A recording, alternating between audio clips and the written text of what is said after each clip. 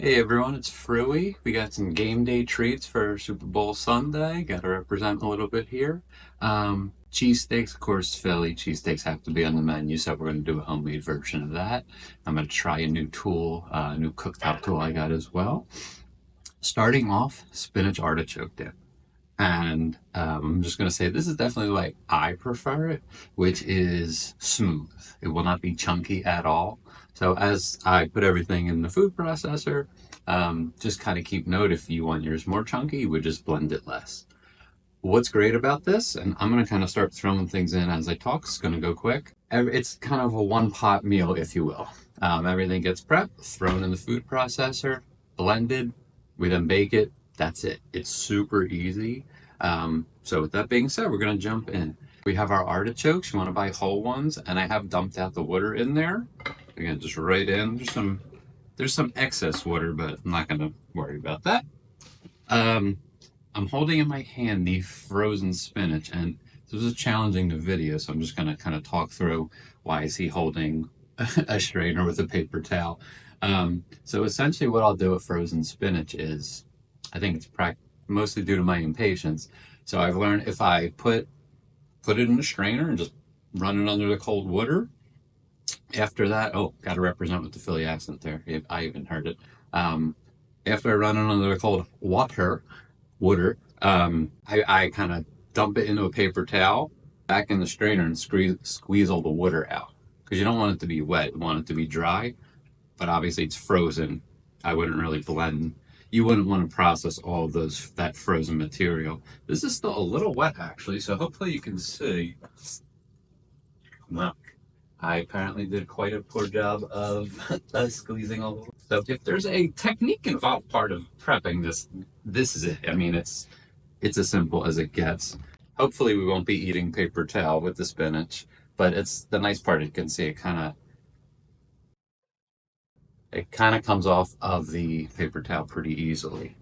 So where I used to consider this recipe healthy because of the spinach and the artichokes, which they are healthy, um, that is of course about to get ruined by me telling you there are 8 ounces of cream cheese and 2 ounces of sour cream, and we haven't talked about the cheese yet, the non-cream cheese. So putting this in the food processor, there is also some salt.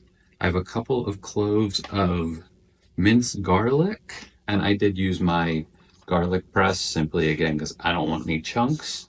There's a little basil, and in terms of herbs, you can kind of add whatever you want. So if you watch my stuff at all, you hear me talk about herbs de Provence now and again.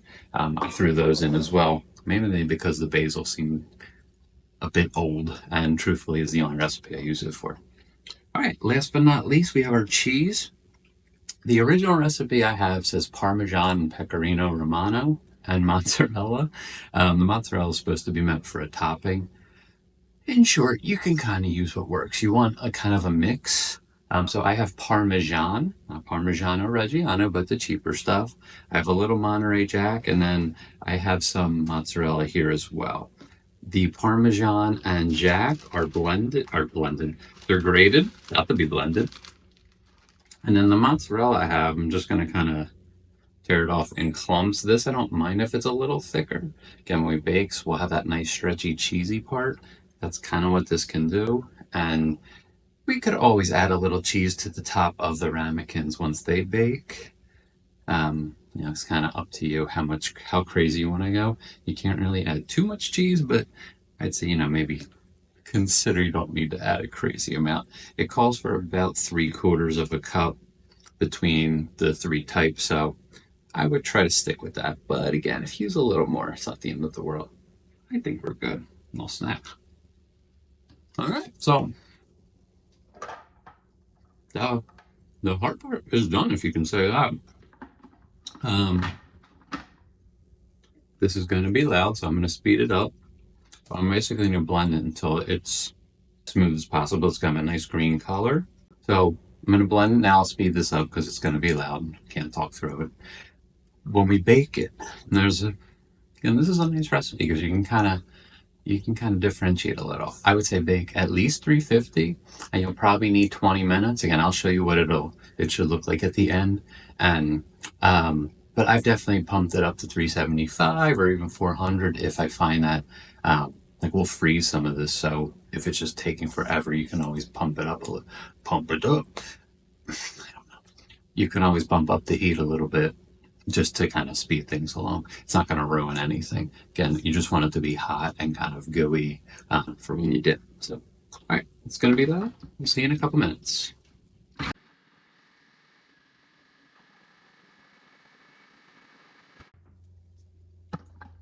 An item I forgot to use. I only have this on this current food processor.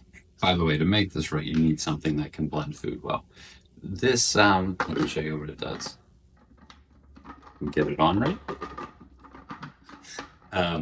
So you can hopefully see, it kind of helps move everything off the sides of the wall, which it does work really well when you need it. So, back to it. It's been, I didn't count the time, 45-ish seconds. It's looking pretty good. I'm gonna say we're okay. Hopefully I'll be right.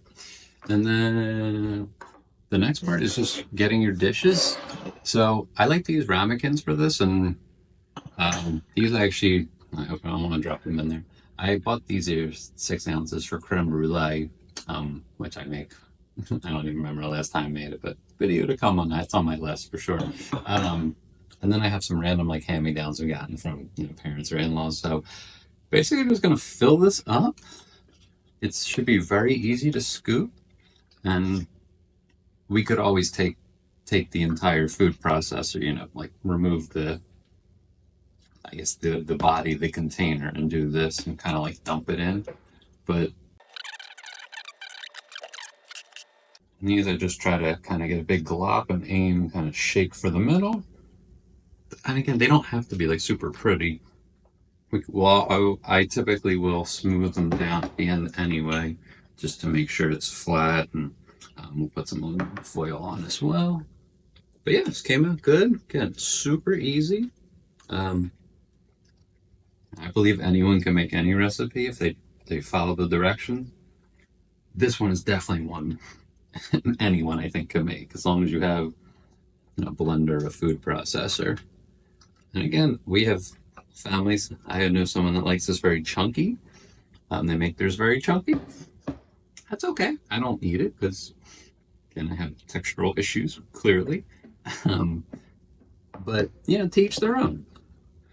I would say the best part of baking and cooking, I got little pieces of garlic or artichoke I can see, but can we bake this? Everything's going to be soft, so it won't matter.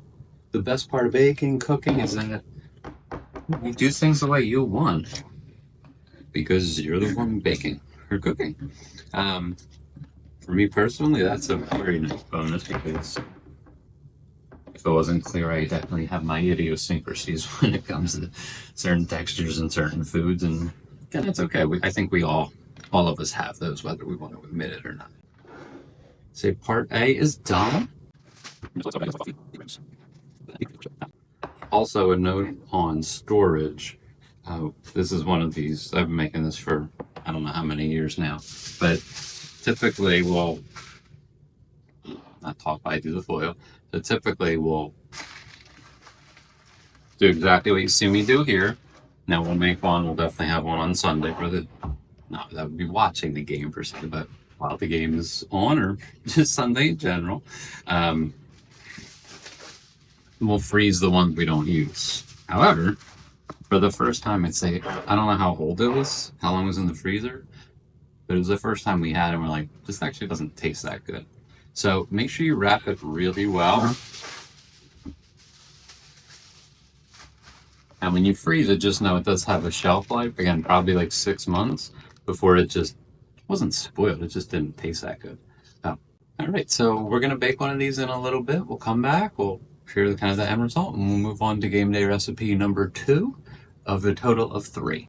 All right, I've went round 2, and I'm kind of in the weeds, as I say already, because I was trying to prep and get the video looking right, and yeah. Anyway, we're making an anti-Anne's pretzel, if you will. Similar. It's not nearly as greasy or gross. So just to kind of kick off, oh my God, chaos in the kitchen, remaining calm. I am starting off, I have a cup and a half of milk, and I'm putting my tablespoon of instant dry yeast in. I've been told this step is not needed, but I swear by it because the one time you put the yeast in and it's dead, and you have all this time and ingredients that are just wasted, really sucks. Stinks. So I'm just kind of avoiding that. That's kind of the first thing I do if I'm making a bread recipe. So we're just gonna let that sit. We need our flour. So again, we have our brown sugar, butter, salt. We have our milk and our yeast. So I know I've said this on previous videos, and I'll probably continue to share just because I think it's a great tip. You don't need to spend the money on bread flour. For years, I've used paid endorsement here, but this Vital wheat gluten with all-purpose flour, and it works great. I make pizza, I make challah, cinnamon bun, babka. There's plenty of different breads that I make not incredibly well, but pretty good, pretty well. And this trick works great. We need 4 total cups of flour per the recipe. So the process of making our own bread flour is quite simple. We need a combination of, for every 125 grams of AP flour, which is basically a cup, we want to substitute out 5 grams and add 5 grams of this. So don't check my math because this is just how I've done it on bigger batches, but for a 4-cup bread mix, which is most of them, about 500 grams, it's 450 AP, 50 of the Vital wheat gluten. Simple as that. So, sorry, that was a long explanation, but essentially this bag is, I think this cost me about $25. The last one I had, I used for multiple years before I ran out, or it was just so old I had to replace it. Highly recommend that that kind of thinking. Just saving money in the end. I know for me, at the local markets, AP flour, if it's on sale, can be as cheap as $1.50 for the store brand, and if it's not, it's usually like $2 or $2.49. Bread flour is at least $3.49 each time. So the math definitely works out where if you do have to spend extra money to get the wheat gluten, but it's kind of you have that and it'll last. And most of us, I think, having AP flour in our pantry is usually as as bakers have at least some bread flour sometime. But yeah, I've been doing this probably almost a decade. I feel like it's most of my my time in the kitchen has been like that. I don't know if it's a secret or not, but I can tell you for sure it works. I worked 451. I also like this is like a spoon for like Japanese like soup, but it works really well. I know I bought a set of 4. I don't ever use them, so it's perfect to use when you got to scoop some flour. All right, and my pizza dough recipe would be, I'd say, pretty similar. Full disclosure, I did a whole pizza video. The pizza stunk, and the video was even worse. So that'll be repeated at some point in the future because that is one of my favorite things to make. And I should say with the flour, I am trying to get it exact. Boom, 500 on the nose.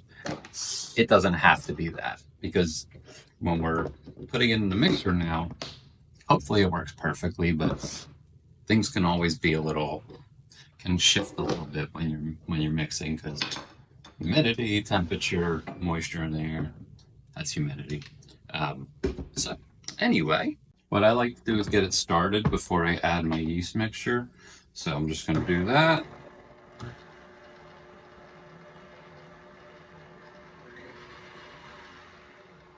It's on low. I'm going to add in the milk.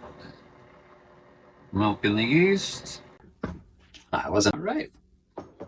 Next part is pretty simple. We're just going to put the mixer on. I go between the lowest setting and the second one. Some of it's just to speed things along, but it'll take, we'll say 5 to 8 minutes. It's 10:30 right now, so we'll see what happens. I won't make you watch every last second of the mixing itself, but let's get a bit of a closer view if we can.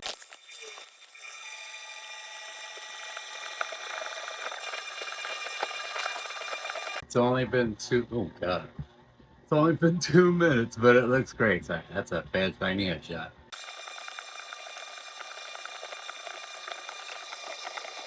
All right, so it's only been 4 minutes, which is impressively quick. This came together very quickly, and also I'll show you the bowl in a sec. Let me actually talk about what I'm doing. So you kind of know you're in great shape if you can essentially like have the hook come off clean, which are pretty close. It's a little bit sticky, but also, I mean, there's some dust on it, some flour toward the top, but you can clearly see there's nothing. Ooh, this feels good. Sorry, got distracted. Super soft.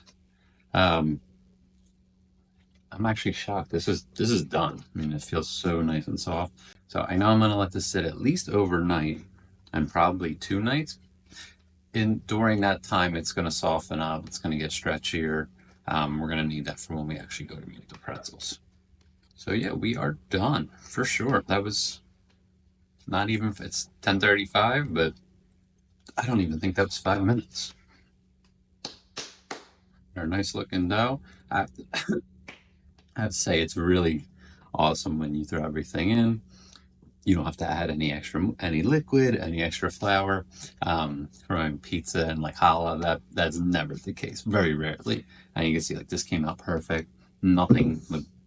The dough, the bowl still needs to be cleaned in the sink, but I mean, there's no like stickage. There's no big clumps, anything. So perfect. We're gonna put this in a bowl.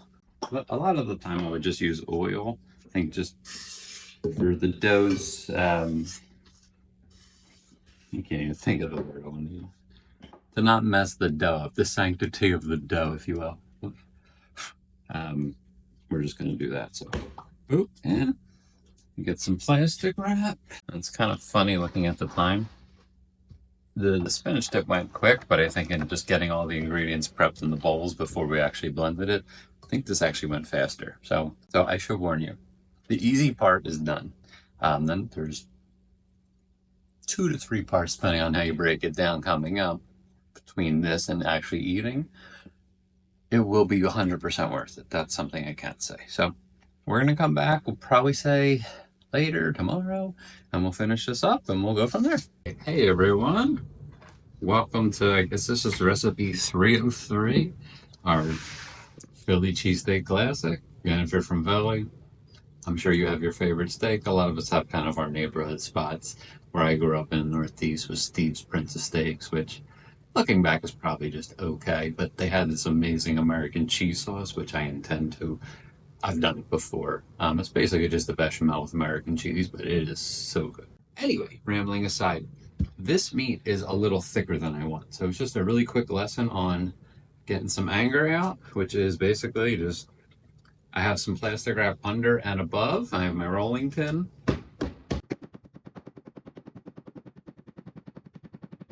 So I'm not trying to like kill the meat, just trying to kind of hit it in the right spot.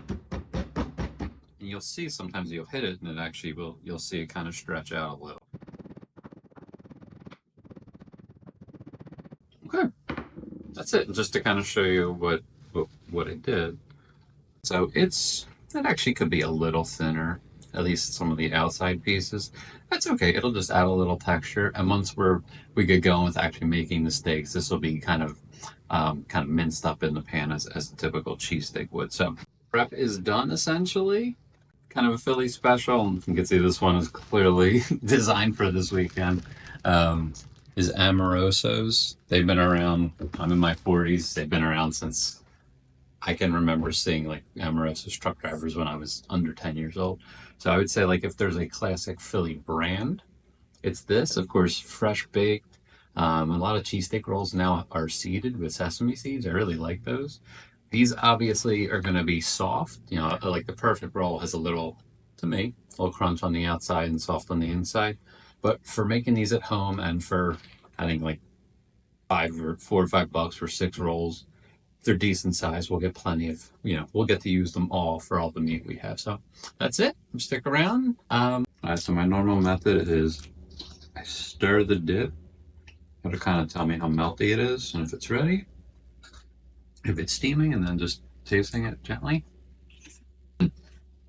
Perfect. Could be a little hotter, be okay, but it's just right. Um, yeah, cheesy, spinachy, really good. Can't miss. And yeah, so number one done. On to the next. All right, welcome back. I don't know if you can hear me. I got a new toy. Almost got it. But hang on, we got some smokish. I don't think we're ready for this just yet.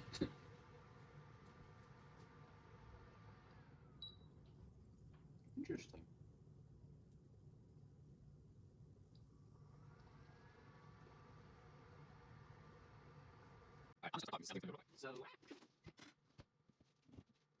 All right, so oh my god, total chaos in the kitchen. Smoking. I'm gonna lower this. So I got this really cool induction cooktop thing, mostly so I can cook without having to go into the weird oven area for you all. And we're testing out. I've never used it. I have my go-to cast iron here, and we are making cheesesteaks, even though if you're looking at these massive pieces of meat, you might not be sure what it is. For right now, we're just gonna do one. So my typical process would be make like basically as much meat as I have, cook it all, put it in the fridge, cook it all at once. Just get it all done, make sandwiches. Sorry, I'm gonna salt and pepper while they're on here. Um, sorry, make my steaks and then pretty much it. I decided because I wanted to test this out, I'm just gonna try it out. I mean, first impressions, like, wow, this got insanely hot in like maybe a minute. So the big thing with the cheesesteak one, we have our Amoroso's roll. We have our sliced American. I didn't make cheese sauce. We'll see if I do. I find cheese whiz to be gross on a personal level. You do you. It's funny to watch YouTube videos of people clearly not from Philly and they're getting provolone or peppers or it's not to say people don't sometimes ask for that, but you definitely know the non-native Philly folks when they're asking for that stuff. Just, you know, I'm sure us native Philly folks find a little humor in that. I know I do. And that being said, I do love hot sauce on my steak, but provolone is definitely like not something normally people would get. And yeah, I mean, normally it's steak, it's cheese, onions if you like it. I do not like onions. Um, and that's that. I don't know why I'm standing here like I don't know how to flip a piece of meat. Just trying to be careful. It looks good. I love my cast iron. I'll probably have to do a whole episode about it. Anyway, our goal here with this meat, hopefully you can hear me. I did not expect this to be so loud. Is that we get it mostly seared, and then we start to do the kind of dicing. That if you've seen any, you've eaten a cheesesteak, you know, kind of like those real fine pieces of meat. And what's great about that, those will crisp up. Because you can't, if you cook it like that, you really can't overcook it, which is great. So at this point, the biggest question is do I add the cheese to the roll and let the meat melt it? It's not really the way I like it done. Um, well, there's two ways. You could add it to the bottom and let the steak melt over it. That's actually not bad. But like Jim's Steaks, I haven't eaten one of those in probably 20 years. They would put cold cheese over a done steak and it would slowly melt on there. And I don't like that method at all. Steve's Steaks, as I mentioned, was kind of my go-to spot growing up. Makes an actual like American cheese, like a bechamel sauce, which is just that's perfect. The other option is to, as we cut this up, which I'm going to start very soon, I will just add the cheese in and it'll kind of melt it. And then we'll put the roll and it'll just be kind of like one. All right, we are getting there. Meat looks, I don't know why I'm using this to turn it, but might break out some scissors. We'll see how good it starts to. No, it's not there yet. I think we got to turn the heat up. I think initially I would probably cook this on a pretty hot heat and then just again chip away at it. I'm now getting concerned of that not banging the meat out super thin earlier to come back to haunt me. And if this is just chewy and gross, it's not really going to be pleasant. So let's see. been a while since I've made this too, so it's just some of it's just about remembering the technique. Oop. It's not working. Oh. All right, plan B.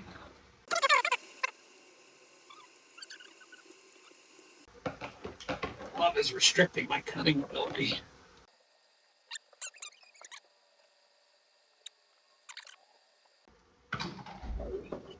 Those scissors stunk. These are much better. I was having trouble just getting them to cut. So anyway, this is not how you'd want to do it, obviously. But I think in the end we'll still be okay. I would say just for me, for next time, and again, I got this at my local wholesale club. Next time, I'd probably get it at like my local shop, right? They usually sell the meat and it's extremely thin cut. Just, wasn't there, wasn't able to get it when I needed it. So, not the end of the world. I'm sure in the end, this is still going to come out pretty good. I mean, even if it's a little chewy, it's still on the cast iron. You can see we still got some nice searing. And it's really just a textural issue, I think. So, this is taking forever. Now, if we were to like chop the meat up like I tried to, and again, it just wasn't thin enough. That was my mistake.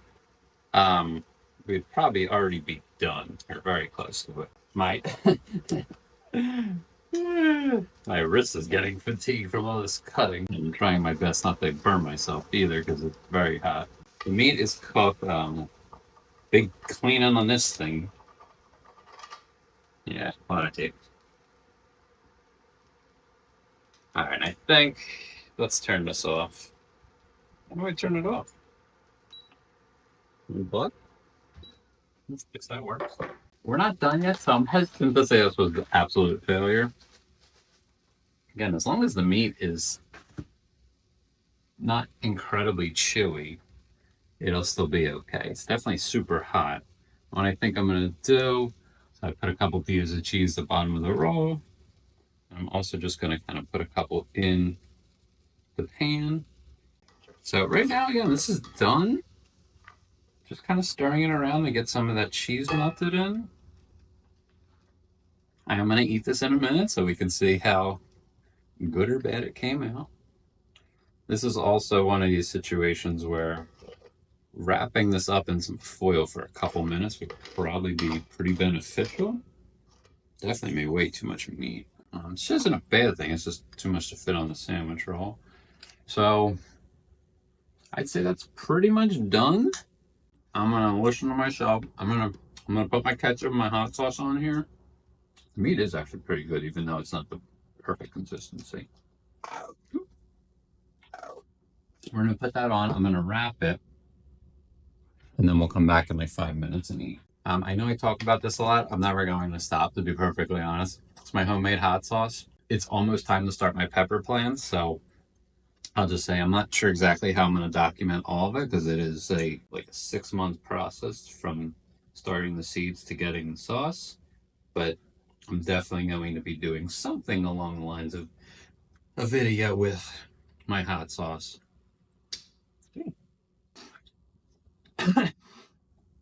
Helen's got some zip.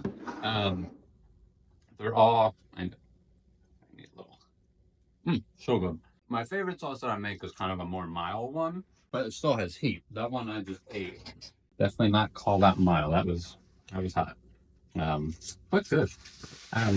What's awesome about hot sauce, at least homemade version, is I make mine in the summertime. I mean, I'm still the one you just saw me eat first. So good. Pleasantly surprised. So anyway, long story short, the hot sauce lasts forever. I think it's probably something with the vinegar. I don't know if it's the peppers as well, but it just keeps long. And I'm gonna set a timer for 5.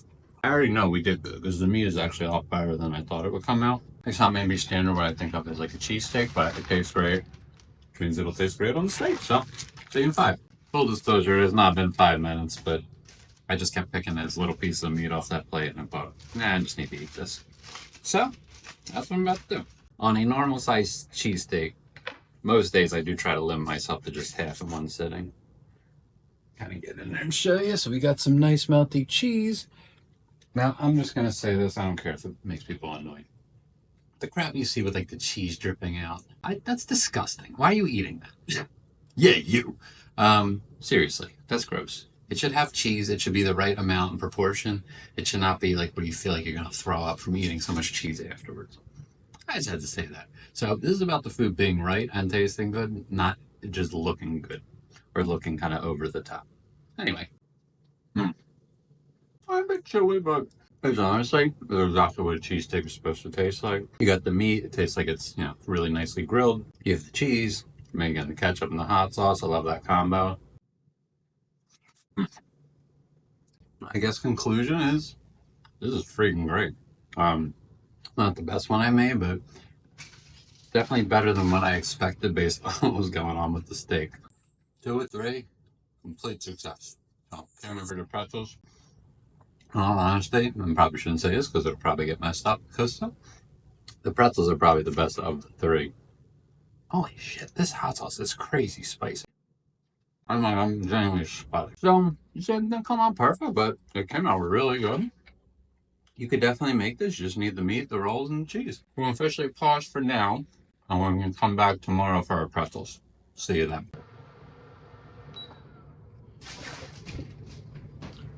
So, done. See, the top's got maybe a tiny bit burnt, but I mean, these look amazing.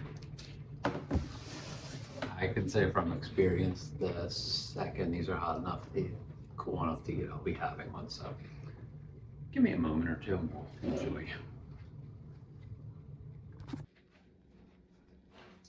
All right, we are back. We're gonna do half the pretzels today and half tomorrow. I'm sure that's irrelevant to you, but so I just took the dough out of the fridge.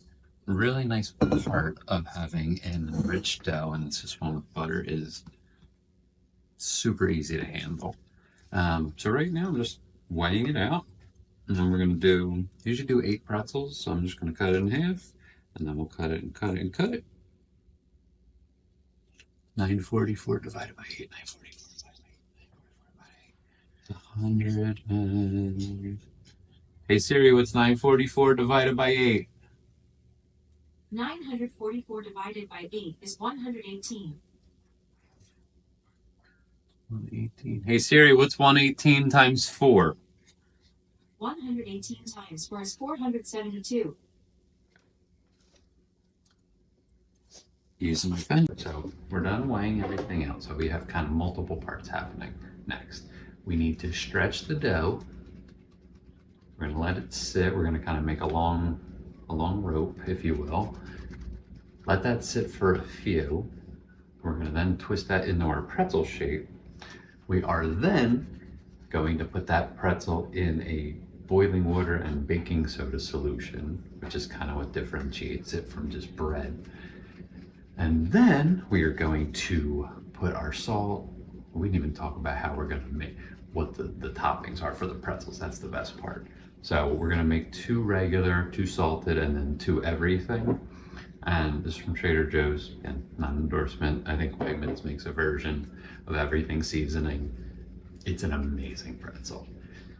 So essentially, yeah, we're gonna roll these out. This is when it can be tricky because these are cold and we really need them to relax. They'll get very long, like it's longer than the parchment here. So I know just from doing this, if we're not there yet, we're just gonna keep going. Could mean we need to come back in a little while once we have these rolled out. That's okay. Again, if we want to get the dough as kind of skinny as possible if we want to make the pretzel shape, otherwise it's going to be a big blob, which it might still be anyway, but this is just the way I do it. We could also, as long as your countertop's clean, I should have started there, but you can see how unrelaxed the dough is. Granted, I didn't pull it out of the fridge that long before I started, but you can see it's probably like a good 6 inches or so that it's retracting. So again, we might have to do this a couple of times. That one came out better than the first one, so I know sometimes you just got to remind yourself what you're supposed to do in the correct way. But yeah, you can see that's not bad at all there. And so shaping, it's just again, how my kind of, doesn't matter what side's the top, we just want to kind of get it long. And then I'm using my hands back and forth and kind of extending my fingers to kind of push it out. And I will say this is, I've made these a lot over the years at least, and some weird little green spot. Found mold, just made these yesterday. Anyway, it definitely takes a little kind of muscle memory and doing this a few times to get it down right. And still, they don't come out perfect. Mine tend to come out, it won't, they almost come out like one, I mentioned before, like one big lump. So not like what an Annie Ann's pretzel looks like by any means, but almost more like a traditional Philly soft pretzel, just with Annie Ann shape, if you will. Anyway, they taste amazing, so who cares? All right, so while our water's heating up, we're essentially going to get everything ready. And the way I do it, because we're going to do two everything, two plain, so I'm going to do two baking dish, two quarter sheets with one plain, one everything. I will cook them separately because it just never works the same if I do two. So I'm just going to prep that while the water's boiling. All right, we are cruising. I can already see the water starting to, it's got some bubbles. This thing is just nuts. Um, if you watch my expression in the cheesesteak video, that was yesterday. I'm still kind of, I was thinking about it all night. It's just amazing how quickly it got hot. All right, so while that is doing its thing, and we will add some baking soda right before we cook. That'll help with kind of get that pretzel feel we want. So now is when I likely mess these up by trying to shape them. And they feel great, nice and elasticy.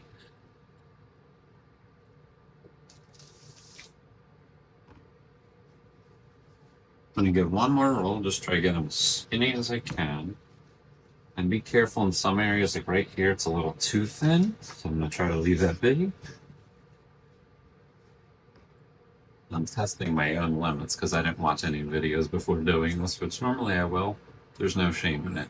All right, so we have our bottom. We have our. Oh, all right, not good. Pretty soon. No, it's okay. And I think if we get the dough skinnier, it would be better, but kind of is what it is. The issue I sometimes have is getting these sides to pinch down, so not bad. Once this gets where it needs to, again, we'll kind of, it's a very quick dip. I do it for just a few seconds, and that does what we need it to do. And we'll let them sit probably 20 minutes or so while the oven gets hot. These cook at 450 for like 8 minutes. That's all they need, maybe 9.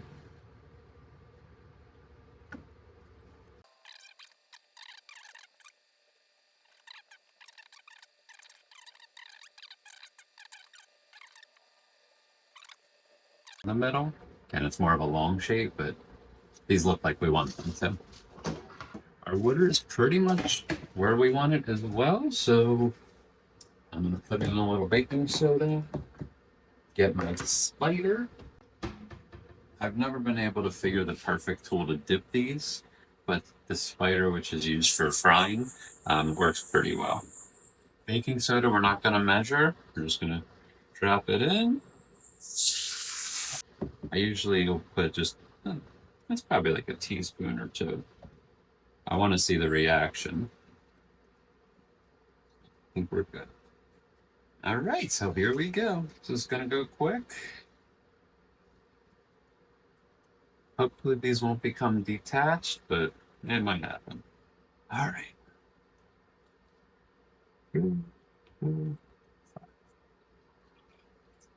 So you can immediately see the texture changes the second you dip it in. And my hope is always that they stay on the spider when I'm getting them off, because that's the trickiest part.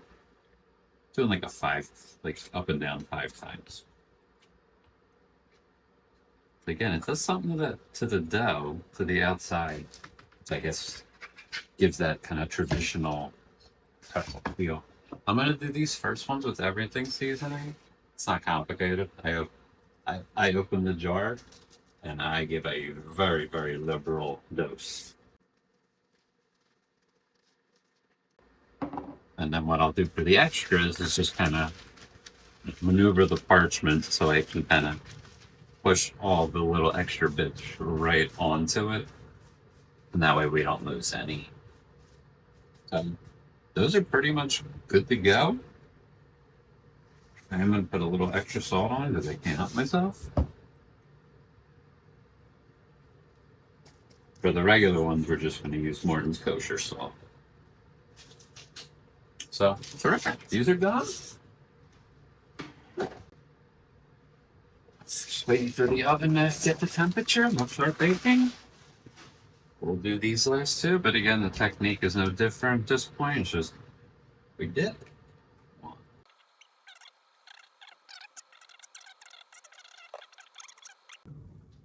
All right, well, we're done. That was surprisingly easy. Um, and salting is where they're still wet. Applying the everything seasoning. There's no real limit. Cinnamon sugar would be good. I don't think I've ever actually done that. Just because, yeah, you would need extra, and these definitely don't sit around. All right, so prep is 100% done. Went surprisingly well. Next bit is just waiting for the oven to get hot and then enjoying. So we'll see.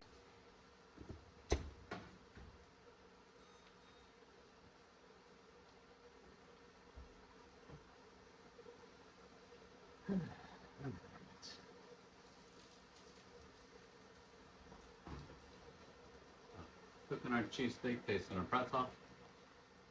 Oh my god. Yeah. This is sick.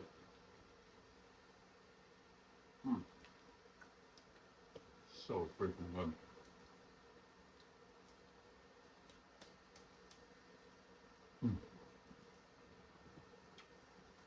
The hardest part is just not eating the entire batch because they're that good.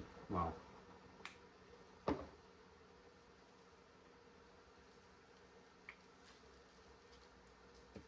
Still nice and hot. I don't even care about the cheesesteak at this point. It's so good. Mm. Mm. Amazing.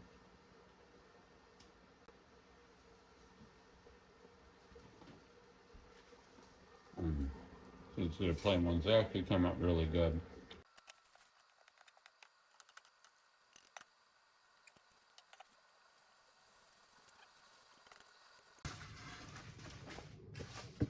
That's it. You've already seen me enjoy one. These are going to be even better. The meat pulled apart a little bit more than the last batch, so we are all done.